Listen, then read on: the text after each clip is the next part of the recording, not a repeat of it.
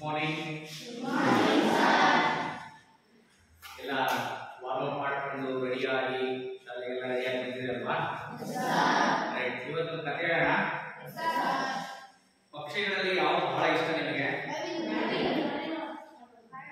ಎಲ್ಲರಿಗೂ ಒಂದೇನಾ? ಗಿಳಿ ಮತ್ತೆ ಹದ್ದು. ಯಾಕೆ ಹದ್ದು ಯಾಕೆ ಇಷ್ಟ? ಯಾರು ಯಾಕೆ ಇಷ್ಟನಾ?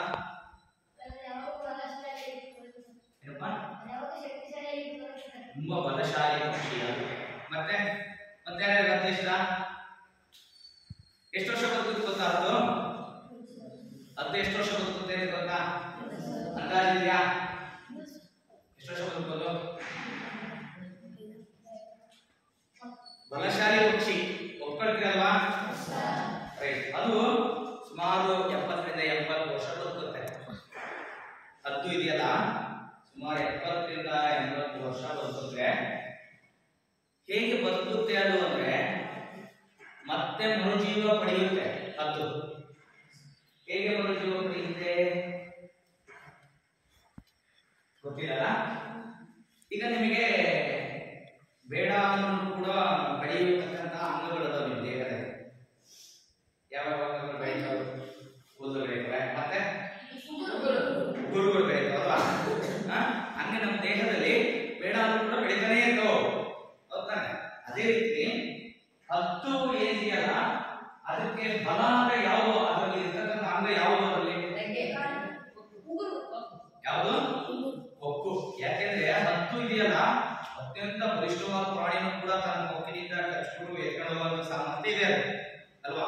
ಬಲಶಾಲಿಯಾದಂತಹ ಆಹಾರವನ್ನು ಎತ್ಕೊಂಡು ಹೋಗುತ್ತೆ, ಪಕ್ಷಿಗಳನ್ನು ಎತ್ಕೊಂಡು ಹೋಗುತ್ತೆ, ಚಿಕ್ಕ ಚಿಕ್ಕ ಪ್ರಾಣಿಗಳನ್ನು ಕೂಡ ಎತ್ಕೊಂಡು ಹೋಗುತ್ತೆ ಅಲ್ವಾ? ಅಂದ್ರೆ ಕೊಕ್ಕು ತುಂಬಾ ಬಲಿಷ್ಠವಾದ ಒಂದು ಅಂಗ ಹದ್ದಿಗೆ. ಅಂತ ಕೊಕ್ಕನ್ನು ಬಳಸಿ ಅದು ಬೇಟೆಯನ್ನು ಆಡುತ್ತೆ. ಬಹಳಷ್ಟು ನಿಖರವಾದಂತಹ ಬೇಟೆಯನ್ನು ಆಡುತ್ತೆ ಅದು. ಯಾಕೆಂದ್ರೆ ಅತ್ಯಂತ ದೂರದ ವಸ್ತುವನ್ನು ಕೂಡ ನಿಖರವಾಗಿ ಗುರುತಿಸಲ್ಪಡುವಂತಹ ಪಕ್ಷಿ ಅಂತದ್ದು ಹದ್ದು. ಯಾಕೆಂದ್ರೆ ಅದಕ್ಕೆ ಮನುಷ್ಯನಿಗಿಂತ ಸುಮಾರು 3 ಪಟ್ಟು ಹೆಚ್ಚು ಕಣ್ಣಿನ ದೃಷ್ಟಿ ಸ್ಟ್ರಾಂಗ್ ಆಗಿರ್ತದೆ ಹದ್ದಿ. ಹಾಗಾಗಿ ಮೇಲಿಂದ ಅದು ಮೇಲೆ ಅತ್ಯಂತ ಮೇಲೆ ಆಗತಕ್ಕಂಥ ಪಕ್ಷಿಯಿಂದ ಹದ್ದು ಅತ್ಯಂತ ಮೇಲೆ ಆಗ್ತಾ ಇದ್ರು ಕೂಡ ಅದು ನಿಖರವಾಗಿ ಇಂತಹ ಸ್ಥಳದಲ್ಲಿ ನನ್ನ ಆಹಾರ ಇದೆ ಅಂತ ಅದು ಗುರುತಿಸುತ್ತೆ ಅಲ್ವಾ? ಅಂತ ಹದ್ದು ಒಂದು 30 ವರ್ಷ ಆದ್ಮೇಲೆ ಅದು ತುಂಬಾ ಕಷ್ಟ ಪಡೋಕೆ ಶುರುವಾಗುತ್ತೆ. ಕಾರಣ ಏನಂತ ಗೊತ್ತಾ? 30 ವರ್ಷ, ನಾನು 80-90 ವರ್ಷ ಬದುಕುತ್ತೆ ಅಂತ ಹೇಳಿದೆ. 30 ವರ್ಷ ಆದ್ಮೇಲೆ ಬದುಕಲಿಕ್ಕೂ ಕೂಡ ಕಷ್ಟ ಆಗ್ಬಿಡುತ್ತೆ ಅದಕ್ಕೆ. ಕಾರಣ ಹೇಳಿ ನೋಡೋಣ. ರೈಟ್. ಯಾಕೆ ಅಂತಂದ್ರೆ ಅದಕ್ಕೆ ಅದರದ್ದೇ ಆದ ಅಂಗಗಳು ತೊಂದರೆಯನ್ನು ಕೊಡಲಿಕ್ಕೆ ಶುರು ಮಾಡ್ತವೆ. ಹೇಗೆ ಅಂದ್ರೆ ಹದ್ದು ರೆಕ್ಕೆ ತುಂಬಾ ಬಲಿಷ್ಠವಾಗಿ ದೊಡ್ಡದಾಗಿ ಬೆಳೆಯಲಿಕ್ಕೆ ಶುರುವಾಗ್ಬಿಡುತ್ತೆ. 9 ವರ್ಷ ಆದ ನಂತರ ದೊಡ್ಡ ದೊಡ್ಡ ರೆಕ್ಕೆಗಳು ಬೆಳೀತವೆ. ನಂತರ ಅದರ ಕೊಕ್ಕಿದೆಯಲ್ಲ, ಬೇಟೆ ಆಗದೇ ಇರುವಷ್ಟು ಉದ್ದ ಆಗಿರ್ತದೆ ಹದ್ದಿಗೆ ಕೊಕ್ಕು. ಅದು ಕೊಕ್ಕಿನಿಂದ ಅದು ಬೇಟೆ ಆಡಲಿಕ್ಕೆ ಆಗಲ್ಲ. ಆ ಮಟ್ಟದಲ್ಲಿ ಅದು ಹದ್ದು ಕೊಕ್ಕನ್ನು ಬೆಳೆಸ್ಕೊಂಡ್ಬಿಡುತ್ತೆ, ಬೆಳೆದ್ಬಿಡುತ್ತೆ ಕೊಕ್ಕು. ಅದರಿಂದ ಹದ್ದು ಬದುಕದೇ ಕೂಡ ಕಷ್ಟ ಆಗಿಬಿಡುತ್ತೆ. ಆದ್ರೆ ಇನ್ನೂ ಜೀವದ ಪಕ್ಷಿ ಹದ್ದು. ಈಗ ನಿಮಗೆ ಯಾವುದಾದ್ರೂ ಒಂದು ಸಂದರ್ಭದಲ್ಲಿ ಟ್ರೈನ್ ಬರ್ತಾ ಇರುತ್ತೆ. ಓಕೆ, ಟ್ರೈನ್ ಬರ್ತಾ ಇದೆ, ನಿಮ್ ಕೈ ಎಲ್ಲೋ ಅಡಿನಲ್ಲಿ ಸಿಕ್ಕಾಕೊಂಡ್ಬಿಟ್ಟಿದೆ. ಅಡಿನಲ್ಲಿ ಕೈ ಸಿಕ್ಕಾಕೊಂಡ್ಬಿಟ್ಟಿದೆ. ಓಕೆ, ಟ್ರೈನ್ ಆಲ್ರೆಡಿ ಬರ್ತಾ ಇರುತ್ತೆ. ಆ ಸಂದರ್ಭದಲ್ಲಿ ಕೈ ಸಿಕ್ಕಾಕೊಂಡಿದೆ, ಕಟ್ಟಡಕ್ಕೆ ಬರೋಲ್ಲ, ಒಂದು ಕಟ್ ಮಾಡ್ಕೊಂಡು ಬೇರೆ ಆಗ್ಬೇಕು ನೀವು ಕಡೆಯಿಂದ. ಓಕೆ, ಅವಾಗ ಏನ್ ಮಾಡ್ತೀರಾ? Cut ಮಾಡ್ಕೊಳ್ತೀರಲ್ಲ, cut ಮಾಡ್ಕೊಳ್ತಿರ್ತಾನೆ. ಓ, ಜೀವ ಬಂದು ಉಳಿದ್ರೆ ಸಾಕಪ್ಪ, ನಾನು ಏನ್ ಬೇಕಾದ್ರೂ ಮಾಡ್ಬೋದು ಅಂತ ತನ್ನ ಅಂಗವನ್ನು ಕಟ್ ಮಾಡ್ಕೊಂಡಿದ್ದೀರಾ, ಹೌದಾನೆ? ಈ ರೀತಿ ಹದ್ದು ಏನ್ ಮಾಡುತ್ತೆ ಅಂದ್ರೆ, ನನಗೆ ಬದುಕಲಿಕ್ಕೆ ಕಷ್ಟ ಆಗುತ್ತೆ ಅಂತ ಅದು ಗುರುತಿಸುತ್ತೆ. ಅದಕ್ಕೆ ಅವಲೋಕನ ಮಾಡ್ಕೊಳ್ಳುತ್ತೆ. ನನಗೆ ತೊಂದರೆ ಕೊಡ್ತಾ ಇದೆ ನನ್ನ ಕೊಕ್ಕು, ಇದರಿಂದ ನಾನು ಇನ್ಮೇಲೆ ಆಗಲ್ಲ, ಆದ್ರಿಂದ ನಾನು ಇದಕ್ಕೆ ಮರುಜೀವ ಪಡೆಯಬೇಕು ಅಂತೇಳಿ ತುಂಬಾ ಎತ್ತರದ ಸ್ಥಳಕ್ಕೆ ಹೋಗಿ ದೊಡ್ಡ ಬಂಡೆಗೆ ಅಥವಾ ಯಾವುದಾದ್ರೂ ಒಂದು ಗಟ್ಟಿಯಾದಂತಹ ವಸ್ತುವಿಗೆ ತನ್ನ ಕೊಕ್ಕನ್ನ ಬಂದು ಬೇರೆ ಹಂಪಳಿಸಿ ಮುರ್ಕೊಳ್ಳುತ್ತೆ. ತನ್ನ ಕೊಕ್ಕನ್ನ ತಾನೇ ಮುರ್ಕೊಳ್ಳುತ್ತೆ. ಓಕೆ,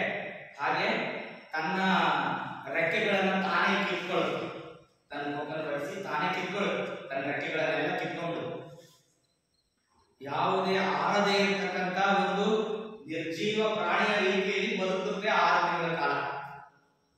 ಓಕೆ, ಆ ನಂತರ ಅದಕ್ಕೆ ಹೊಸದಾಗಿ ಕೊಕ್ಕು ಬೆಳೆಯುತ್ತೆ, ನಂತರ ಹೊಸದಾಗಿ ರೆಕ್ಕೆಗಳು ಬೆಳೆಯುತ್ತೆ, ನಂತರ ಮತ್ತೆ 30 ರಿಂದ 40 ವರ್ಷ ಅದು ಬದುಕುತ್ತೆ.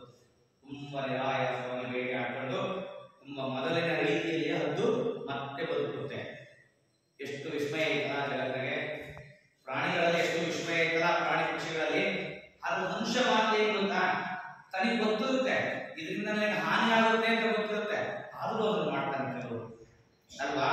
ಈಗ ಫಾರ್ ಎಕ್ಸಾಂಪಲ್ ದುಶ್ಚಟಗಳು ಅಂತೇನು ಬರ್ತದಲ್ವಾ, ತನ್ನ ದುಶ್ಚಟ ಮಾಡೋದ್ರಿಂದ ತನಗೆ ಹಾನಿ ಆಗುತ್ತೆ ಅಂತ ಗೊತ್ತಿದೆ, ಮನುಷ್ಯನಿಗೆ ಗೊತ್ತಿದೆ ಅಲ್ವಾ, ಒಪ್ಕೊಳ್ತೀರಾ? ತಂಬಾಕು ಸೇವನೆಯಿಂದ ತನ್ನ ದೇಹಕ್ಕೆ ಹಾನಿ ಉಂಟಾಗುತ್ತೆ ಅಂತ ಗೊತ್ತಿರುತ್ತಲ್ಲ ಅಲ್ವಾ, ಆದ್ರೂ ಕೂಡ ಮಾಡ್ತಾರಲ್ವಾ. ಅಂದ್ರೆ ಮನುಷ್ಯನನ್ನ ಮೂರ್ಖ ಅನ್ಬೇಕಾ ಅಥವಾ ಪ್ರಾಣಿಗಳನ್ನ ಮೂರ್ಖ ಪ್ರಾಣಿಗಳು ಅನ್ಬೇಕು? ಮನುಷ್ಯ ತಾನೆ, ಅಂದ್ರೆ ಗೊತ್ತಿದ್ದು ಕೂಡ ತಪ್ಪು ಮಾಡೋರು ಯಾರು? ಅವರಿಗೆ ಹುಟ್ಟು, ಹೌದಾ? ಹಾಗಾದ್ರೆ ನಾವೆಲ್ಲ ಮಾಡೋದು ಬೇಡ ಅಲ್ವಾ? ಬೇಡ ಅಲ್ವಾ? ತುಂಬಾ ಚೆನ್ನಾಗಿ ನಾನು ಸಮಾಜದಲ್ಲಿ ಬದುಕಬೇಕು ಅಂದ್ರೆ ನಮ್ಗೆ ಏನ್ ಬೇಕು? ಏನ್ ಬೇಕು? ಒಳ್ಳೆ ಆರೋಗ್ಯ ಬೇಕಲ್ವಾ? ದುಡ್ಡು ಬೇಡವಾ? ದುಡ್ಡು ಬೇಡವಾ? ಬೇಕಾ ಬೇಡ? ದುಡ್ಡು ಬೇಕು. ಮತ್ತೆ ದುಡ್ಡು ಇಲ್ಲದೆ ಇದ್ರು ಬದುಕಬೋದಾ? ದುಡ್ಡು ಇಲ್ಲದೆ ಇದ್ರು ಬದುಕಬೋದಾ ಅಂತ ಕೇಳಿ, ಡೆಫಿನೆಟ್ಲಿ 100% ಬದುಕಬಹುದು. ದುಡ್ಡು ಇಲ್ಲದೆ ಇದ್ರು ಬದುಕಬಹುದು ಅಲ್ವಾ. ಆದ್ರೆ ಏನ್ ಬೇಕು ಮನುಷ್ಯನಿಗೆ? ಒಳ್ಳೆಯ ಆರೋಗ್ಯ ಬೇಕು. ಓಕೆ, ಆರೋಗ್ಯ ಹೊಂದಿದ್ರೆ ನಾವು ತುಂಬಾ ಚೆನ್ನಾಗಿ ಬದುಕಬಹುದು. ಆರೋಗ್ಯನೇ ಇಲ್ಲದಿದ್ರೆ ನಾವು ಹೇಗೆ ಬದುಕ್ತೀವಲ್ಲ? ನಮ್ಮ ದೇಹ ಸದೃಢವಾಗಿದ್ರೆ ತಾನೇ ನಾವು ಒಂದು ಇದ್ದುಕೊಳ್ಳಿಕ್ಕಾಗಲ್ಲ.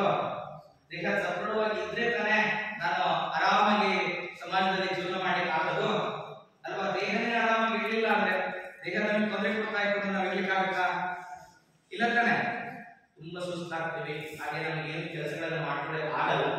ಆದ್ರಿಂದ ಬಹಳ ಮುಖ್ಯ ಅಂದ್ರೆ ಅದು ಏನು? ಆರೋಗ್ಯ. ಏನಪ್ಪ ಅಂದ್ರೆ ಆರೋಗ್ಯ ಅಂದ್ರೆ ಏನು? ಯಾರು ಹೇಳ್ತೀರಾ? ಆರೋಗ್ಯ ಅಂದ್ರೆ ಏನು? ಆರೋಗ್ಯ ಅಂದ್ರೆ ಏನು? ಯಾರು ಹೇಳ್ತೀರಾ? ಏನಪ್ಪ ಆರೋಗ್ಯ ಅಂದ್ರೆ?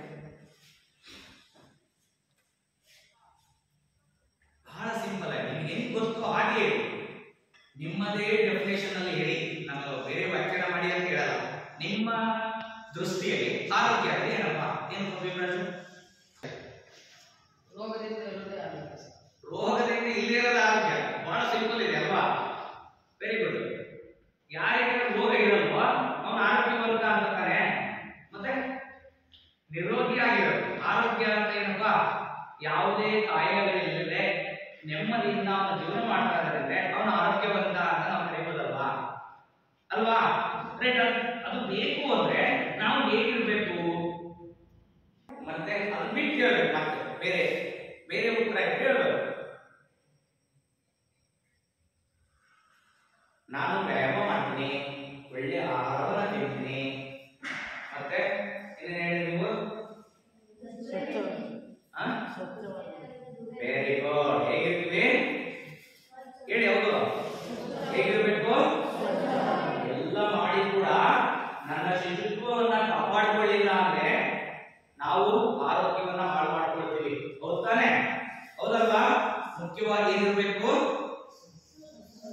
ಸ್ವಚ್ಛತೆಯನ್ನ ಕಾಪಾಡಿಕೊಳ್ಳಬೇಕು. ಏನಪ್ಪ ಸ್ವಚ್ಛತೆ ಅಂದ್ರೆ? ನಾವು ಎಂತ ಜೀವಿಗಳು?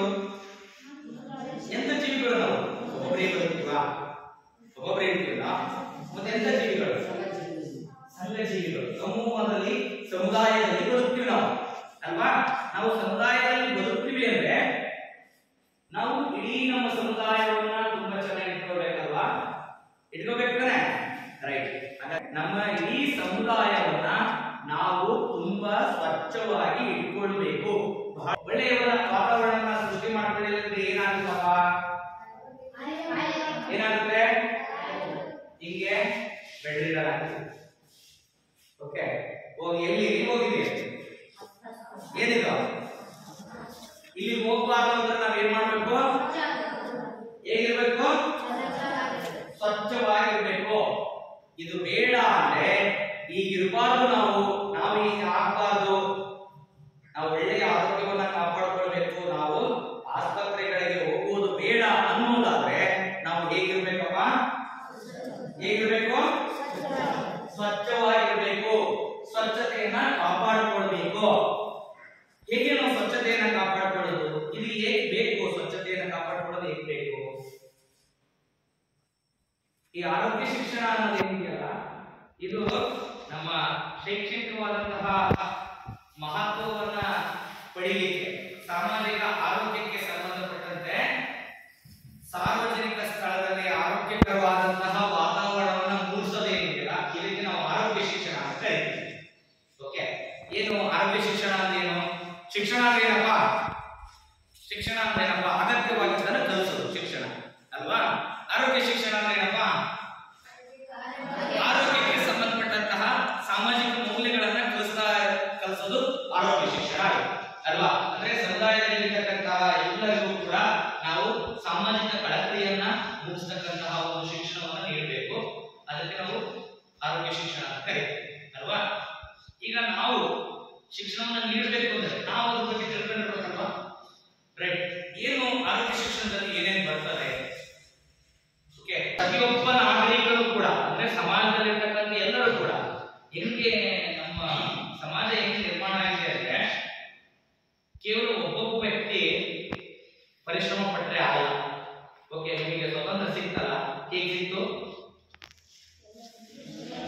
ಬಹಳಷ್ಟು ಸಂಘಟಿತವಾದಂತಹ ಹೋರಾಟವನ್ನು ಮಾಡಿದ್ರು ಅದು ಸಿಗ್ತಲ್ವಾ? ಹೆಂಗೆ ಅಂದ್ರೆ ನಾವು ಈಗ ಇತ್ತೀಚಿನ ಪ್ರಸ್ತುತ ಒಂದು ಸಂದರ್ಭವನ್ನ ಗಮನಿಸ್ತಾ ಹೋದಾಗಿಲ್ಲ, ಪ್ರತಿಯೊಬ್ಬರು ಕೂಡ ಭಾಷಣ ಮಾಡ್ತಾರೆ. ಭಾಷಣ ಮಾಡುವಾಗ ಎಲ್ಲ ಮಹಾತ್ಮ ಗಾಂಧಿ ಹುಟ್ಟಬೇಕು, ನೆಹರು ಹುಟ್ಟಬೇಕು, ವಲ್ಲಭಾಯ್ ಪಟೇಲ್ ಹುಟ್ಟಬೇಕು, ನೇತಾಜಿ ಹುಟ್ಟಬೇಕು ಅಂತ ಬಯಸ್ತಾರೆ ಅಲ್ವಾ? ಮತ್ತೆ ಆ ತರಹದ ವ್ಯಕ್ತಿತ್ವವನ್ನು ರೂಪಿಸಿಕೊಳ್ಬೇಕು ಎಲ್ಲರೂ ಅಂತ ಬಯಸ್ತಾರೆ. ಆದ್ರೆ ಹೇಳ್ತೀವಿ ನೀವು ಹಂಗ ಆಗ್ಬೇಕು, ಅವ್ರಂಗ ಆಗ್ಬೇಕು, ಇವ್ರಂಗ ಆಗ್ಬೇಕು ಅಂತ ಹೇಳ್ತೀವಿ. ಸ್ವತಃ ನಾನಂಗ ಆಗ್ಬೇಕು ಅಂತ ಹೇಳ್ತೀವಾ? ಅಂದ್ರೆ ಎಲ್ಲರೂ ಕೂಡ ನಮ್ಮ ಪಕ್ಕದ ಮನೆಯಲ್ಲಿ ಹುಡ್ಬೇಕು ಅಂತ ಬಯಸ್ತೀವಿ, ನಮ್ಮ ಪಕ್ಕದ ಮನೆ ಎಲ್ಲರನ್ನೂ ಕ್ಲೀನ್ ಮಾಡ್ಬೇಕು ಅಂತ ಬಯಸ್ತೀವಿ. ಆದ್ರೆ ನಾನ್ ಕ್ಲೀನ್ ಮಾಡ್ತೀನಿ ಅಂತ ಹೋಗ್ತೀವಾ? ಇಲ್ಲ. ರೈಟ್. ಇಂತಹ ಶಿಕ್ಷಣವನ್ನ ಮೊದಲು ನಾವು ಪಡ್ಕೊಳ್ಬೇಕು. ಅಂದ್ರೆ ನಾನು ಸಮಾಜಕ್ಕೆ ಒಂಚೂರು ನಾನು ಕೊಡುಗೆ ಕೊಡ್ತೀನಿ, ಸಮಾಜವನ್ನು ತುಂಬಾ ಚೆನ್ನಾಗಿ ಇಟ್ಕೊಳ್ಳಿಕ್ಕೆ ನನ್ನ ಪಾತ್ರನೂ ಕೂಡ ಬಹಳ ಮುಖ್ಯ. ನಾನು ತುಂಬಾ ಚೆನ್ನಾಗಿದ್ರೆ ಮತ್ತೊಬ್ಬ ಗಾಂಧಿ ಹುಡ್ತಾನೆ, ನಾನೇ ಗಾಂಧಿ ಆಗ್ತೀನಿ ಅಂತ ಹೊರಡ್ಬೇಕು. ನೀವು ಮೊನ್ನೆ ಆಗಸ್ಟ್ 15 ಒಂದು ಸಿನಿಮಾ ತೋರಿಸಿದಲ್ವಾ? ಯಾವುದು? ನಾನು ಗಾಂಧಿ ಅಂತ ಒಂದು ಸಿನಿಮಾ ತೋರಿಸಿದಲ್ವಾ? ಅದ್ರ ಪ್ರಭಾವ ಸ್ವಲ್ಪ ನಾನು ಆಗ್ಬೇಕು ಅಂದ್ರೆ ನಾನೇ ಆಗ್ಬೇಕು ಅಂತ ಹೋಗ್ಬೇಕು ಅಲ್ವಾ? ನಾನೇ ನನ್ನಿಂದನೇ ಸುಧಾರಣೆ ಆಗಲಿ ಅಂತ ಹೋಗ್ಬೇಕು. ನನ್ನಿಂದ ಬೇಡ, ನಾನೇನು ಪಾಲನೆ ಮಾಡಲ್ಲ, ಆದ್ರೆ ನನ್ನ ಮಕ್ಕಳ ಎಲ್ಲರೂ ಪಾಲನೆ ಮಾಡ್ಬೇಕು ಅಂತ ಬಯಸಬಾರ್ದು. ಓಕೆನಾ? ನಾನು ಮಾಡ್ತೀನಿ, ನೀವು ಮಾಡಿ ಅಂತ ಹೇಳಿ, ಅದು ಒಳ್ಳೆಯ ಶಿಕ್ಷಣ ಅಲ್ವಾ? ಆ ರೀತಿಯಾಗಿ ಪ್ರತಿಯೊಬ್ಬ ನಾಗರಿಕನು ಕೂಡ ಈ ಆರೋಗ್ಯದ ಬಗ್ಗೆ ತಿಳುವಳಿಕೆಯನ್ನ ಮೂಡಿಸೋದು, ಎಲ್ಲರೂ ಕೂಡ ತಿಳುವಳಿಕೆಯನ್ನು ಮೂಡಿಸೋದು ಬಹಳ ಅಗತ್ಯ ಆಗ್ತದೆ. ಜೊತೆಗೆ ಈ ಸಾಮಾಜಿಕ ಆರೋಗ್ಯವನ್ನ ಕಾಪಾಡಿಕೊಳ್ಳಿಕ್ಕೆ ಈ ಆರೋಗ್ಯ ಶಿಕ್ಷಣದ ಮಹತ್ವ ತುಂಬಾನೇ ಮುಖ್ಯ ಆಗ್ತದೆ. ಹಾಗೆ ಸಾಮಾಜಿಕ ಆರೋಗ್ಯ ಮತ್ತೆ ಸಮುದಾಯ ಆರೋಗ್ಯ ಏನಿದೆ ಇವೆರಡೂ ಕೂಡ ಬಹಳನೇ ಮುಖ್ಯ ಆಗ್ತವೆ. ಅದರಲ್ಲಿ ಆರೋಗ್ಯ ಶಿಕ್ಷಣ ಮತ್ತು ಸಾಮಾಜಿಕ ಆರೋಗ್ಯ ಇದೆಯಲ್ಲ, ಇವೆರಡೂ ಕೂಡ ಹೆಚ್ಚು ಕಡಿಮೆ ಒಂದೇನೆ, ಅಂದ್ರೆ ಒಂದೇ ನಾಣ್ಯ ಇದ್ದಾಗೆ ಎರಡು ಮುಖಗಳು ಅಷ್ಟೇ. ಓಕೆ, ಹೇಗೆ ಎರಡು ಮುಖ ಅಂದ್ರೆ ಈ ಸಾಮಾಜಿಕ ಆರೋಗ್ಯ ಇದ್ರೆ ಆರೋಗ್ಯ ಇರ್ತದೆ ಅಲ್ವಾ? ಆರೋಗ್ಯ ಇತ್ತು ಅಂದ್ರೆ ನಿಮ್ಮಲ್ಲಿ ಸಾಮಾಜಿಕ ಆರೋಗ್ಯವನ್ನು ಕಾಪಾಡಿಕೊಂಡಿದ್ದೀರಿ ಅಂತ ಅಲ್ವಾ? ನಿಮ್ಮ ಸ್ವಚ್ಛತೆಯನ್ನ, ನಿಮ್ಮ ಪರಿಸರದ ಸ್ವಚ್ಛತೆಯನ್ನ ನೀವು ಕಾಪಾಡಿಕೊಂಡಿದ್ರೆ ನಿಮ್ಗೆ ಒಳ್ಳೆ ಆರೋಗ್ಯ ಇರ್ತದಲ್ವಾ? ಬೇರೆ ಏನು ಬೇಡ. ನಿಮ್ದು ಎಕ್ಸಾಂಪಲ್ ಕೊಡೋಣ. ನಿಮ್ಮ ಹಾಸ್ಪಿಟಲ್ ಇರ್ತೀರಲ್ವಾ, ಸುಮಾರು ಜನಕ್ಕೆ ತುಂಬಾ ಕಾಮನ್ ಆಗಿ ಬರ್ತಕ್ಕಂಥ ಒಂದು ಕಾಯಿಲೆ ಯಾವ್ದು? ಈ ಕ್ಯಾಪಾಟಿಗೆ ಅಲ್ವಾ ಎಲ್ಲರೂ? ಯಾಕೆ ಅದು? ಯಾವುದು? ಯಾಕೆ? ನಿಮ್ಮ ಸ್ವಚ್ಛತೆಯನ್ನ ಕಾಪಾಡಿಕೊಳ್ಳದೆ ಇರೋದೇ ಅದಕ್ಕೆ ಕಾರಣ. ಹೇಗೆ ಕಾಪಾಡಿಕೊಳ್ಬೇಕಪ್ಪ ಅದನ್ನೇ ಒಂದು ಉದಾಹರಣೆ ತಗೊಳ್ಳೋದಾದ್ರೆ, ನೀವು ಪ್ರತಿದಿನ ತುಂಬಾ ಶುಚಿಯಾಗಿ ಸ್ನಾನ ಮಾಡೋದು, ಹಾಗೆ ಸ್ನಾನ ಮಾಡಿದ ನಂತರ ಒಣಗಿದಂತಹ ಬಟ್ಟೆಗಳನ್ನೇ ಧರಿಸಿದ್ರೆ, ತುಂಬಾ ಶುಚಿಯಾಗಿ ಒರೆಸಿದ್ರೆ, ಸ್ನಾನ ಮಾಡಿದ ನಂತರ ನಿಮ್ಮ ವೆಟ್ ಬಾಡಿಯನ್ನ ಹಾಗೆ ಬಿಡದೆ, ದೇಹವನ್ನ ಹಸಿಯಾಗಿ ಹಾಗೆ ಬಿಡದೆ ನೀಟಾಗಿ ಒಣಗಿಸಿ ಅದನ್ನ ಒರೆಸಿ ಒಣ ಬಟ್ಟೆಗಳನ್ನ ನೀವು ಧರಿಸಿದ್ರೆ ಖಂಡಿತವಾಗ್ಲೂ ಕೂಡ ನಿಮಗೆ ಮೈ ಕೊಡ್ತಾ ಬರಲ್ಲ. ಏನ್ ಮಾಡ್ತೀವಿ ನಾವು? ಹಸಿ ಹಸಿ ಬಟ್ಟೆಗಳನ್ನ ಹಾಕೊಳ್ತೀವಿ, ಒಂಚೂರು ಹಸಿ ಇರ್ತದೆ ಅದನ್ನೇ ಹಾಕೊಳ್ತೀವಿ, ಸರಿಯಾಗಿ ಒಸ್ಕೊಳ್ಳೋದಿಲ್ಲ, 3-4 ದಿನಕ್ಕೆ ಒಂದ್ಸರಿ ಸ್ನಾನ ಮಾಡ್ತೀವಿ. ಇದೆಲ್ಲದೂ ಏನಾಗುತ್ತೆ? ನಿಮಗೆ ಕಾಯಿಲೆಗೆ ಕಾರಣ ಆಗುತ್ತೆ ಅಲ್ವಾ? ಖಂಡಿತವಾಗ್ಲೂ ನೀವು ಇದನ್ನ ಫಾಲೋ ಮಾಡಿದ್ರೆ ಯಾರು ಕೂಡ ಮೈ ಕಡತ, ಕಜ್ಜಿ, ಇನ್ನು ಈ ಸ್ಕಿನ್ಗೆ ಸಂಬಂಧಪಟ್ಟಂತ ಯಾವುದೇ ಕಾಯಿಲೆಗಳು ಬರೋದಿಲ್ಲ. ಓಕೆ, ಇದೆಲ್ಲ ಬರಬಾರ್ದು ಅಂದ್ರೆ ಏನ್ ಮಾಡ್ಬೇಕು ನಾವು? ತುಂಬಾ ನಮ್ಮ ದೇಹವನ್ನ ಶುಚಿಯಾಗಿ ಇಟ್ಕೊಳ್ತೀವಲ್ಲ, ಹಾಗೆ ನಮಗೆ ಕಾಯಿಲೆಗಳು ಬರಬಾರ್ದು ಅಂದ್ರೆ ಮುಖ್ಯವಾಗಿ ನಾವು ಹೇಗಿರ್ಬೇಕು ಅಂದ್ರೆ ನಮ್ಮ ಸಮಾಜವನ್ನ, ನಮ್ಮ ಪರಿಸರವನ್ನ ನಾವು ಎಲ್ಲರೂ ಕೂಡ ಶುಚಿಯಾಗಿ ಇರಬೇಕು. ಓಕೆ, ಅದನ್ನ ನಾವೆಲ್ಲರೂ ಪಾಲನೆ ಮಾಡೋಣ ಅಲ್ವಾ? ಮಾಡೋಣ ಅಂತಾರೆ. ಈಗ ಒಂದು ಸಂಕಲ್ಪವನ್ನು ಮಾಡ್ಬೋದಾ? ನಾವು ಪ್ರತಿದಿನ ಸ್ನಾನ ಮಾಡ್ತೀವಿ, ತುಂಬಾ ಶುಚಿಯಾಗಿ ಸ್ನಾನ ಮಾಡ್ತೀವಿ ಅಂತ ಮಾಡ್ಬೋದಾ? ಯಾರಿಗೆಲ್ಲ ಕಷ್ಟ ಆಗುತ್ತೆ ಕೈ ಎತ್ತಿ ನೋಡೋಣ. ಮಾಡ್ಬೋದಾ? ತಪ್ಪದೆ ಮಾಡ್ತೀರಾ? ನಾನಾದ್ರೆ ನಿಮ್ಮನ್ನೆಲ್ಲರೂ ಅಬ್ಸರ್ವ್ ಮಾಡ್ಬೋದಾ?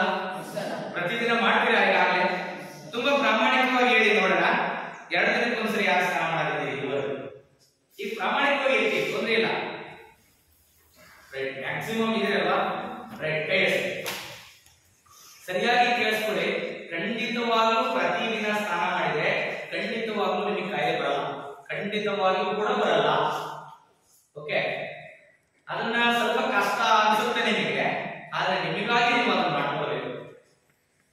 ಓಕೆ, ಅಂದ್ರೆ ಸಮಯವನ್ನ ಹೊಂದಿಸ್ಕೊಳ್ಬೇಕು, ನಿಮಗಾಗಿ ನೀವು ಅದನ್ನ ಪಾಲನೆ ಮಾಡಬೇಕು. ಈಗ ಮಾಡ್ತೀರಾ ನೀವು? ಇವತ್ತಿಂದ ಪ್ರತಿದಿನ ಸ್ನಾನ ಮಾಡ್ತೀರಿ, ನೀಟಾಗಿ ಮಾಡ್ತೀರಾ, ಶುಚಿಯಾಗಿರ್ತೀರಿ? ಓಕೆ, ಒಳ್ಳೆಯದು. ಹಾಗೆ ಈ ಸಾಮಾಜಿಕ ಆರೋಗ್ಯವನ್ನ ಕಾಪಾಡಿಕೊಳ್ಬೇಕು ಅಂದ್ರೆ ಸಮಾಜದ ಪ್ರತಿಯೊಬ್ಬ ಸದಸ್ಯರು ಕೂಡ ಇದಕ್ಕೆ ಸಹಕರಿಸಬೇಕಾಗ್ತದೆ.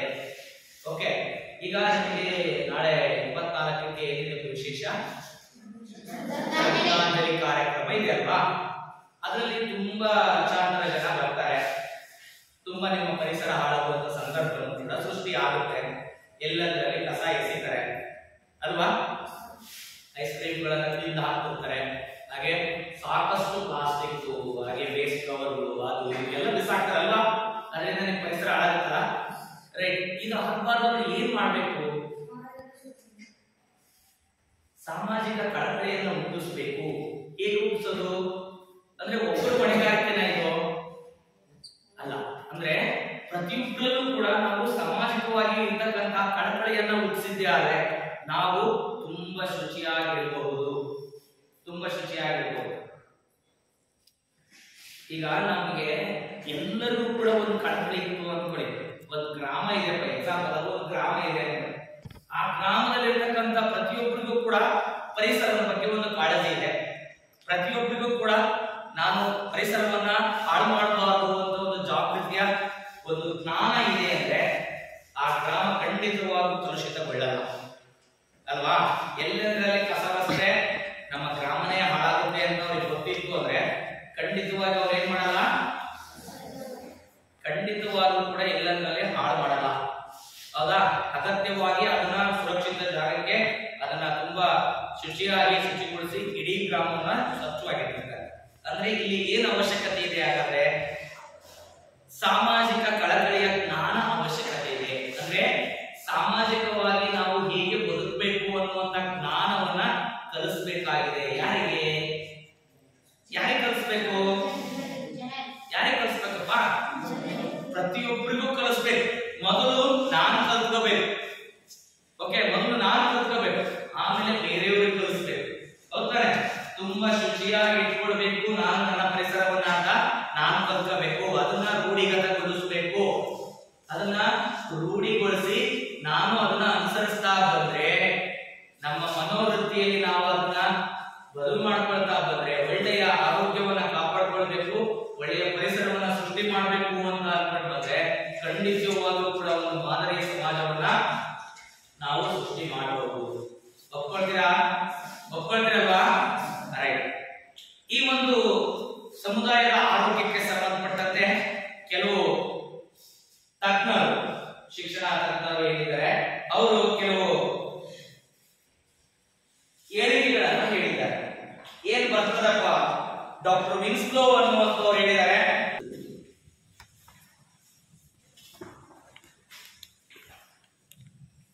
ವಿನ್ಸ್ಲೋ ಹೇಳಿದರೆ ಸಮಾಜದ ಸುಸಂಘಟಿತ ಪ್ರಯತ್ನಗಳಿಂದ ಒಳ್ಳೆಯ ಆರೋಗ್ಯಯುತ ಮತ್ತು ನಿರ್ಮಲವಾದ ಪರಿಸರವನ್ನು ನಿರ್ಮಿಸಿ ರೋಗಗಳನ್ನು ಪ್ರತಿಬಂಧಿಸಿ ಅವುಗಳ ಚಿಕಿತ್ಸೆಗೆ ಯೋಗ್ಯ ವೈದ್ಯಕೀಯ ಮತ್ತು ಶುಶ್ರೂಷೆಯ ವ್ಯವಸ್ಥೆ ಮಾಡಿ ವ್ಯಕ್ತಿಗಳಿಗೆ ತಮ್ಮ ವೈಯಕ್ತಿಕ ಆರೋಗ್ಯದ ಬಗ್ಗೆ ಮಾರ್ಗದರ್ಶನ ಮಾಡುವ ನಿಷ್ಠಾವಂತ ಕ್ರಮವೇ ಸಾಮಾಜಿಕ ಆರೋಗ್ಯ ಅಂತ ಹೇಳಿದೆ. ಈಗ ನಾವು ಶ್ರದ್ಧಾಂಜಲಿ ಕಾರ್ಯಕ್ರಮವನ್ನು ಮಾಡ್ತೀವಿ ಅಲ್ವಾ? ಆ ಶ್ರದ್ಧಾಂಜಲಿ ಕಾರ್ಯಕ್ರಮದಲ್ಲಿ ಯೂನಿಕ್ ಪ್ರೋಗ್ರಾಮ್ ಇರ್ತದೆ. ಅಂದ್ರೆ ಎಲ್ಲ ಕ್ಷೇತ್ರದ ಒಂದು ಕಾರ್ಯಕ್ರಮಗಳು ಕೂಡ ಜರುಗ್ತಾ ಹೋಗ್ತದೆ. ಅಂದ್ರೆ ಸಾಮಾಜಿಕವಾಗಿ ಕಳಕಳಿಯನ್ನು ಮೂಡಿಸತಕ್ಕಂತಹ, ಸಾಮಾಜಿಕ ಸುಧಾರಣೆಗಳನ್ನು ತರ್ತಕ್ಕಂತಹ ಅನೇಕ ಕಾರ್ಯಕ್ರಮಗಳನ್ನ ಅದರಲ್ಲಿ ಹಾಕೊಂಡಿರ್ತಾರೆ. ಎಕ್ಸಾಂಪಲ್, ನಮ್ಮ ಕಲೆ ಸಂಸ್ಕೃತಿಗಳನ್ನ ಸಾಂಸ್ಕೃತಿಕ ಚಟುವಟಿಕೆಗಳ ಮೂಲಕ ಸಮಾಜಕ್ಕೆ ಮೂಡಿಸ್ತಕ್ಕಂಥದ್ದು ಒಂದು ವಿಧಾನ. ಆದ್ರೆ ಇನ್ನೊಂದು ವಿಧಾನ ರೈತರಿಗೆ ಸಲಹೆ ನೀಡತಕ್ಕಂಥ ಅನೇಕ ಸ್ಟಾಲ್ಗಳನ್ನು ಹಾಕಿರ್ತಾರೆ, ನೋಡಿದ್ರಲ್ವಾ? ಹಾಗೆ ಆರೋಗ್ಯಕ್ಕೆ ಸಂಬಂಧಪಟ್ಟಂತಹ ಚಿಕಿತ್ಸೆಗಳನ್ನ ನೀಡತಕ್ಕಂತಹ, ಕಾಳಜಿಯನ್ನು ಮೂಡಿಸತಕ್ಕಂತಹ ಒಂದು ಕೆಲವು ಶಿಬಿರಗಳನ್ನ ಹಾಕೊಂಡಿರ್ತಾರೆ. ಉಚಿತ ಚಿಕಿತ್ಸಾ ಶಿಬಿರಗಳು, ಪ್ರಾಣಿಗಳಿಗೆ ಚಿಕಿತ್ಸೆ ನೀಡತಕ್ಕಂತಹ ಶಿಬಿರಗಳನ್ನ ಹಾಕಿರ್ತಾರೆ. ಇನ್ನ ವೈದ್ಯರು ಸಲಹೆಗಳನ್ನ, ರೋಗಗಳ ಬಗ್ಗೆ ಕಾಳಜಿಗಳನ್ನ ಮೂಡಿಸತಕ್ಕಂತಹ ಒಂದು ಶಿಬಿರಗಳನ್ನ ಹಾಕೊಂಡಿರ್ತಾರೆ. ನೋಡಿದ್ರಲ್ವಾ? ರೈಟ್. ನಾಳೆ 24ಕ್ಕೆ ನಡೀತಕ್ಕಂತಹ ಶ್ರದ್ಧಾಂಜಲಿ ಕಾರ್ಯಕ್ರಮದಲ್ಲಿ ನಿಮಗೆ ಈ ತರವಾದಂತಹ ಒಂದು ಯೂನಿಕ್ ಪ್ರೋಗ್ರಾಮ್ಗಳನ್ನ ನೀವು ಗಮನಿಸಬಹುದು. ಹೌದಾ? ಕೇವಲ ಶ್ರದ್ಧಾಂಜಲಿ ಅಂದ ತಕ್ಷಣ ಜನ ಬರ್ತಾರೆ ಎಲ್ಲ ನೋಡ್ಕೊಂಡು ಹೋಗೋದಂತಲ್ಲ, ಇಂಥ ಸೂಕ್ಷ್ಮಗಳನ್ನ ನೀವು ಗಮನಿಸ್ತಾ ಹೋಗ್ಬೇಕು. ಅದರಿಂದಲೂ ಕೂಡ ಸಾಕಷ್ಟು ತಿಳಿಯದಿರ್ತದೆ ಅಲ್ವಾ? ಅಂದ್ರೆ ಸಾಮಾಜಿಕ ಆರೋಗ್ಯ ಬೇಕು ಅಂದ್ರೆ ಇವೆಲ್ಲವೂ ಕೂಡ ಬೇಕಲ್ವಾ? ರೈಟ್. ಈಗ ವಿನ್ಸ್ಲೋ ಹೇಳಿರೋ ಪ್ರಕಾರ ನಾವು ಅದನ್ನ ವಿಮರ್ಶೆ ಮಾಡ್ತಾ ಹೋದ್ರೆ, ಒಳ್ಳೆಯ ಒಂದು ಆರೋಗ್ಯಯುತವಾದಂತಹ ನಿರ್ಮಲವಾದಂತಹ ಪರಿಸರವನ್ನ ನಿರ್ಮಿಸಿದ್ರೆ ನಮಗೆ ರೋಗಗಳನ್ನ ಇದರಿಂದ ಪ್ರತಿಬಂಧಿಸಬಹುದು. ಓಕೆ, ರೋಗಗಳನ್ನ ಇದರಿಂದ ತಡೆಯಬಹುದು ಅಂತ ಹೇಳ್ತಾರೆ. ಹಾಗೆ ಅವುಗಳ ಚಿಕಿತ್ಸೆಗೆ ಏನಾದರೂ ಅಕಸ್ಮಾತ್ ಕಾಯಿಲೆಗಳು ಬಂತು ಅಂದ್ರೆ ಅದಕ್ಕೆ ಅಗತ್ಯವಾದ ಚಿಕಿತ್ಸೆಗಳನ್ನ ಕೊಡಿಸ್ತಕ್ಕಂತಹ ಯೋಗ್ಯ ವೈದ್ಯಕೀಯ ಮತ್ತು ಶುಶ್ರೂಷೆಯ ಒಂದು ವ್ಯವಸ್ಥೆಯನ್ನ ಮಾಡಿಬಿಟ್ಟು, ಶುಶ್ರೂಷೆ ಅಂದ್ರೆ ಏನು? ಯಾರು ಹೇಳ್ತೀರಾ? ಯಾರು ಹೇಳ್ತಿರೋ? ಗೊತ್ತಿಲ್ಲ. ಏನ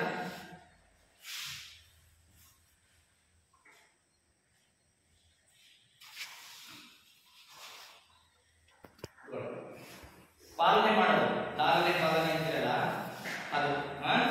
ಅಂದ್ರೆ ಕಾಯಿಲೆ ಬಿದ್ದಂತಹ ವ್ಯಕ್ತಿಗಳನ್ನ ನಾವು ಪಾಲನೆ ಮಾಡ್ತಿರ್ತಾನೆ, ಅವ್ರನ್ನ ಚಿಕಿತ್ಸೆ ನೀಡಿ ಅವರನ್ನ ನಿರಂತರವಾಗಿ ನೋಡ್ಕೊಳ್ತಾ ಅವ್ರನ್ನ ಕಾಯಿಲೆಯಿಂದ ವಾಸಿ ಆಗಲಿಕ್ಕೆ ಏನ್ ಬೇಕೋ ಆ ಲಾಲನೆ ಪಾಲನೆಯನ್ನು ಮಾಡ್ತಿರಲ್ವಾ, ಆ ಚಿಕಿತ್ಸೆಯನ್ನ ನೀಡತಕ್ಕಂಥ ಕ್ರಮ. ಹಾಗೆ ವ್ಯಕ್ತಿಗಳಿಗೆ ವೈಯಕ್ತಿಕವಾದ ಆರೋಗ್ಯದ ಬಗ್ಗೆ, ಅಂದ್ರೆ ಆ ಕಾಯಿಲೆಯನ್ನ ಹೋಗಿಸ್ಲಿಕ್ಕೆ ಅವನಿಗೆ ವೈಯಕ್ತಿಕ ಆರೋಗ್ಯದ, ವೈಯಕ್ತಿಕ ಶುಚಿತ್ವದ ಬಗ್ಗೆ ಒಂದು ಮಾರ್ಗದರ್ಶನವನ್ನ ನೀಡತಕ್ಕಂಥದ್ದು ಬಹಳ ಮುಖ್ಯ ಆಗ್ತದೆ. ಒಬ್ಬ ವ್ಯಕ್ತಿಗೆ ಒಂದು ಕಾಯಿಲೆ ಬಂದಿದೆ ಅಂದ್ರೆ ಅವನಿಗೆ ಆ ಕಾಯಿಲೆಯನ್ನ ಹೋಗಿಸ್ಲಿಕ್ಕೆ ಏನ್ ಬೇಕಲ್ಲ ಅಗತ್ಯ ಮಾರ್ಗದರ್ಶನವನ್ನು ಮೊದಲು ನೀಡಬೇಕು, ಆಗ ಬೇಗನೆ ಹೋಗುದು. ಗೊತ್ತಾಯ್ತಾ? ಅಂತಹ ಮಾರ್ಗದರ್ಶನವನ್ನ ನೀಡಬೇಕಂತ ಒಂದು ವೈಜ್ಞಾನಿಕ ಕ್ರಮವನ್ನ ಅನುಸರಿಸಿ, ಅದು ಸುಮ್ಮನೆ ಹೇಳಬೇಕಾಗಲ್ಲ. ವೈಜ್ಞಾನಿಕವಾದಂತಹ ಕ್ರಮವನ್ನ ಅನುಸರಿಸಿ ನಾವು ಸಾಮಾಜಿಕ ಆರೋಗ್ಯವನ್ನ ಕಾಪಾಡಿಕೊಳ್ಳೋದೇನಿದೆಯಲ್ಲ ಅದಕ್ಕೆ ನಾವು ಸಾಮಾಜಿಕ ಆರೋಗ್ಯ ಅಂತ ಕರೀತೀವಿ. ಓಕೆ, ಮತ್ತೊಬ್ಬ ತಜ್ಞರು ಹೇಳಿದ್ದಾರೆ, ಡಾಕ್ಟರ್ ಬ್ರೋಕಿಂಗ್. ಯಾರು? ಬ್ರೋಕಿಂಗ್.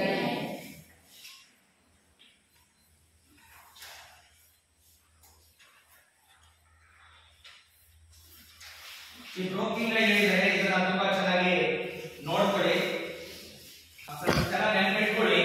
ಬ್ರೋಕಿಂಗ್ ಏನ್ ಹೇಳಿದಾರಪ್ಪ, ಏನ್ ಡೆಫಿನೇಷನ್ ಹೇಳಿದರೆ ಆರೋಗ್ಯ ಶಿಕ್ಷಣದ ಸಮುದಾಯದ ಆರೋಗ್ಯದ ಬಗ್ಗೆ ಅಂದ್ರೆ, ಒಂದು ಜ್ಞಾನ ಸಂಕಲನ ಮತ್ತು ಅದನ್ನು ಕಾರ್ಯಗತ ಮಾಡುವ ವಿಧಾನವೇ ಸಾಮಾಜಿಕ ಆರೋಗ್ಯ ಅಂತ ಹೇಳಿದೆ. ಓಕೆ, ಏನು ಓದಪ್ಪ? ಒಂದು ಜ್ಞಾನ ಸಂಕಲನ ಮತ್ತು ಅದನ್ನು ಕಾರ್ಯಗತ ಮಾಡುವ ವಿಧಾನ ಸಾಮಾಜಿಕ ಆರೋಗ್ಯ. ರೈಟ್. ಇನ್ನೊಂದು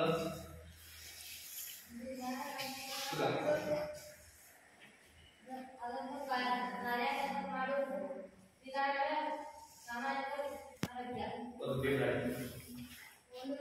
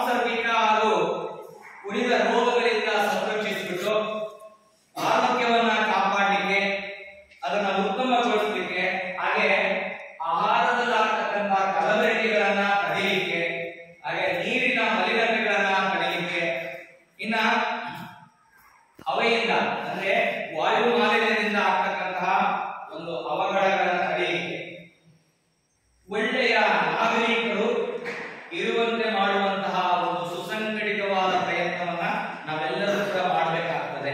ಇದಕ್ಕೆ ನಾವು ಸಾಮಾಜಿಕ ಆರೋಗ್ಯ ಅಂತ ಕರೀತೀವಿ.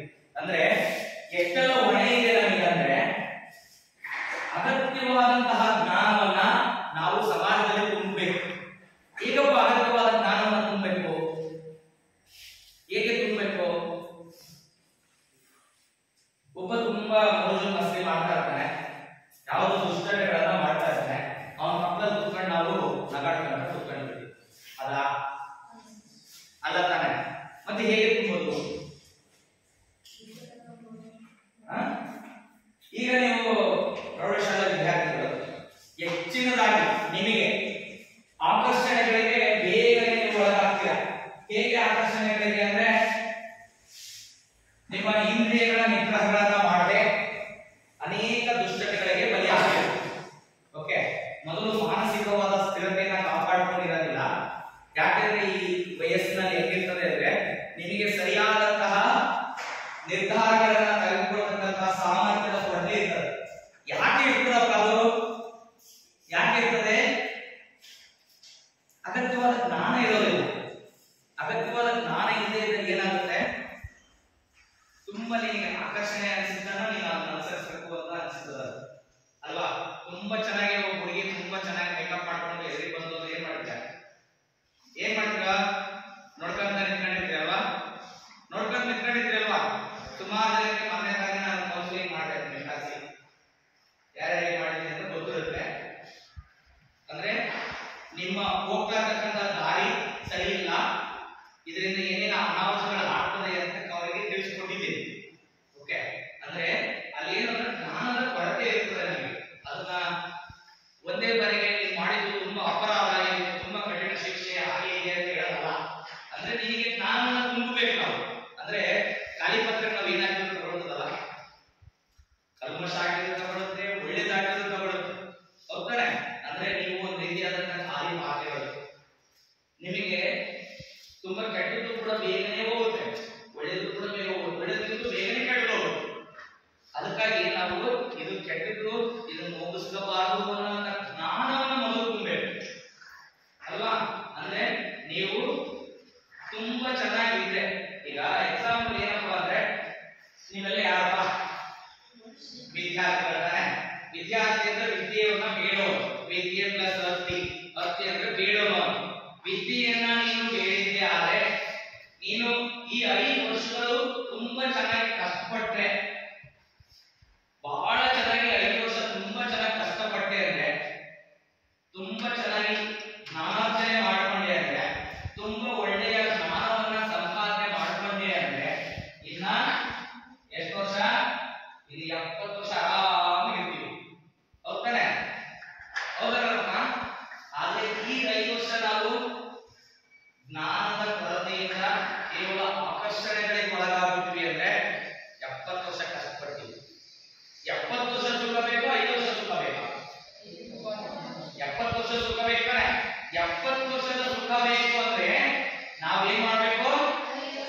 5 ವರ್ಷ ಒಳ್ಳೆಯ ಜ್ಞಾನವನ್ನ ಸಂಪಾದನೆ ಮಾಡ್ಕೊಳ್ಬೇಕು. ಆ ನಿಟ್ಟಿನಲ್ಲಿ ನಾವು ಕೆಲಸವನ್ನ ಕಾರ್ಯಗತಗೊಳಿಸಲಿಕ್ಕೆ ಪ್ರಯತ್ನಗಳನ್ನ ಮಾಡಬೇಕು ಅಲ್ವಾ? ಅಂದ್ರೆ ಒಳ್ಳೆಯ ಜ್ಞಾನ ಸಂಪಾದನೆ ಹೆಚ್ಚು ಗಮನವನ್ನ ಕೊಡ್ಬೇಕು ನಾವು.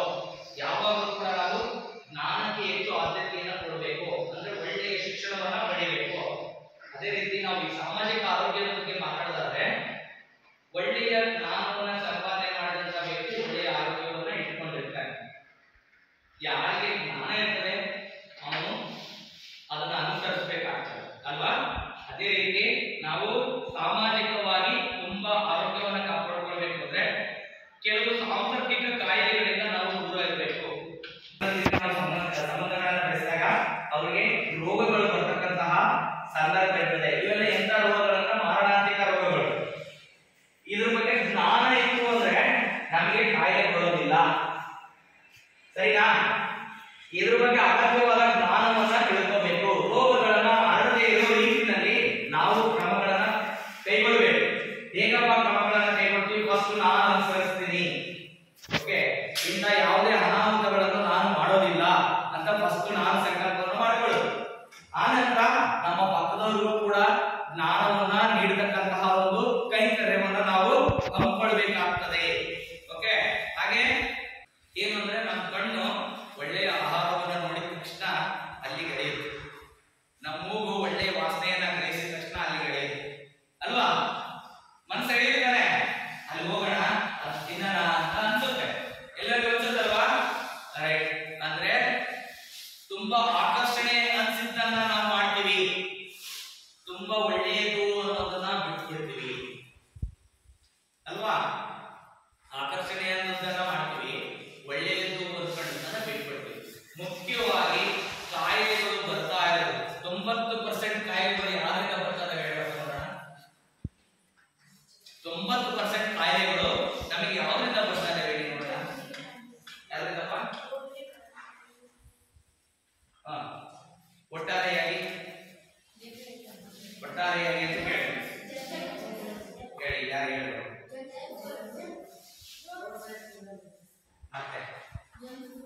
ಮತ್ತೆ ಒಟ್ಟಾರೆಯಾಗಿ ಆಹಾರದಿಂದ ಬರ್ತಾ ಇದೆ. ಏನಪ್ಪ, ಹೇಗೆ ಆಹಾರದಿಂದ ಬರ್ತಾ ಇದೆ? ಎಂತ ಆಹಾರದಿಂದ ಬರ್ತಾ ಇದೆ? ಕಲಬೆರಕೆಗೊಂಡಂತ ಆಹಾರದಿಂದ ನಮಗೆ ಹೆಚ್ಚಿನ ಕಾಯಿಲೆಗಳು ಬರ್ತಾ ಇದೆ. ಎಲ್ಲಿಂದ ಶುರುವಾಗುತ್ತೆ ಕಲಬೆರಕೆ ಆಹಾರ? ಗ್ರಹಿಸಿಕೊಂಡಿದ್ದೀರಾ ನೋಡೋಣ, ಹೇಳ್ತೀರಾ ಯಾರಾದ್ರೂ ಎಲ್ಲಿಂದ ಶುರುವಾಗುತ್ತೆ ಕಲಬೆರಕೆ ಆಹಾರ ಅಂತ? ತಿನ್ನಲಿಕ್ಕೆ ಏನು ಯೋಗ್ಯ ಅಲ್ಲದೇ ಇರತಕ್ಕಂಥದ್ದು ಆಹಾರದಲ್ಲಿ ಸೇರ್ಪಡೆಯಾದ ಕಲಬೆರಕೆ ಆಹಾರ. ಓಕೆನಾ? ಅಂದ್ರೆ ಅದು ತಿನ್ನಲಿಕ್ಕೆ ಯೋಗ್ಯ ಅಲ್ಲ ಅನ್ನುವಂತ ಪದಾರ್ಥ ಏನಾದ್ರು ನಮ್ಮ ಆಹಾರದಲ್ಲಿ ಸೇರ್ಪಡೆಯಾದರೆ ಅದು ಕಲಬೆರಕೆ ಆಹಾರ.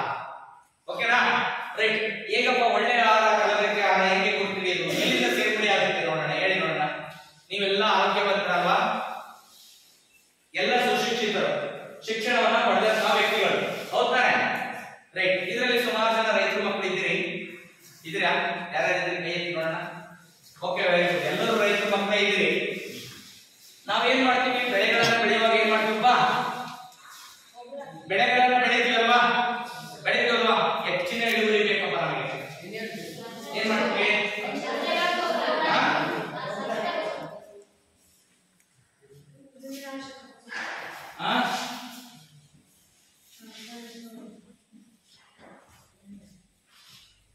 ಕ್ರಿಮಿನಾಶಕಗಳನ್ನ ಬಳಸ್ತೀವಿ, ರಾಸಾಯನಿಕ ಗೊಬ್ಬರಗಳನ್ನು ಬಳಸ್ತೀವಿ, ಹೌದಾನೆ?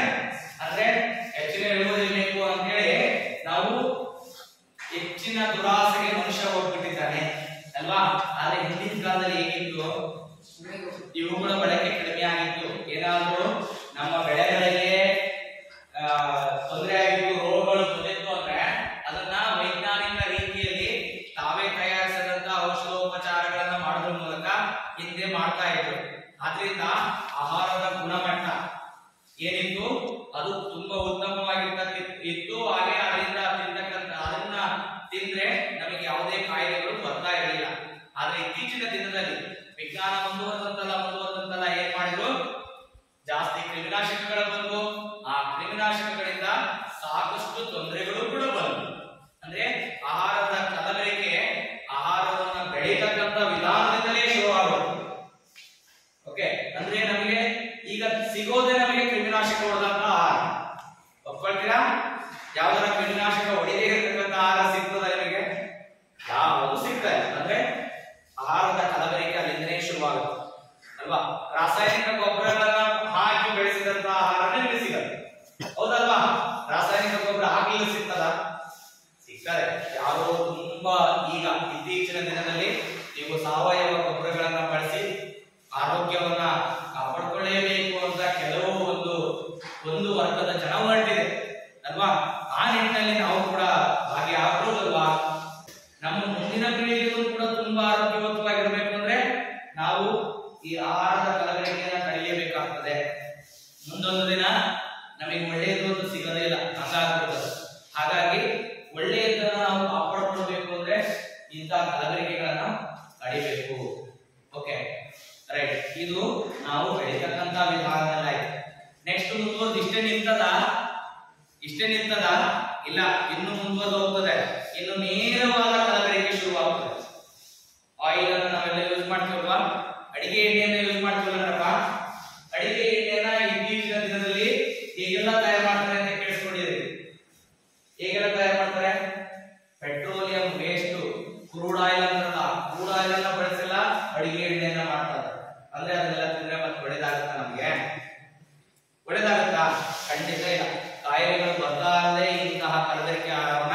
ತಿನ್ನೋದ್ರಿಂದ. ಇನ್ನ ರಾಗಿ ಹೆಚ್ಚು ಕಲರ್ ಕಾಣಲಿ ಅಂತ ಕಲರ್ ಅನ್ನು ಮಿಕ್ಸ್ ಮಾಡ್ತಾರೆ ಅಲ್ವಾ, ಮಾಡ್ತಾರೆ ಅಂತಾನೆ, ರೈಟ್. ಅನೇಕ ಆಹಾರ ಪದಾರ್ಥಗಳಲ್ಲಿ ಕಲಬೆರಕೆ ಆಗ್ತದೆ. ಇನ್ನ ಬೇಕರಿ ಐಟಮ್ ಅನ್ನ ತಿಂತೀರಿ, ನಿಮ್ಗೆಲ್ಲ ಬಹಳ ಖುಷಿ ಅಲ್ಲಪ್ಪ. ಬೇಕರಿ ಪದಾರ್ಥಗಳನ್ನ ಜಾಸ್ತಿ ತಿಂತೀರಲ್ವಾ, ಬಹಳ ಖುಷಿ ಆಗುತ್ತಲ್ವಾ ನಿಮಗೆ ಬೇಕರಿ ಪದಾರ್ಥಗಳನ್ನ ತಿನ್ನುವಾಗ, ರೈಟ್. ಆ ಬೇಕರಿ ಪದಾರ್ಥಗಳಲ್ಲಿ ಬಹಳ ಬೇಗ ಕೆಟ್ಟೋಗಬಾರದು ಬೇಕರಿ ಪದಾರ್ಥಗಳು ಅಂತೇಳಿ ಏನ್ ಮಾಡ್ತಾರೆ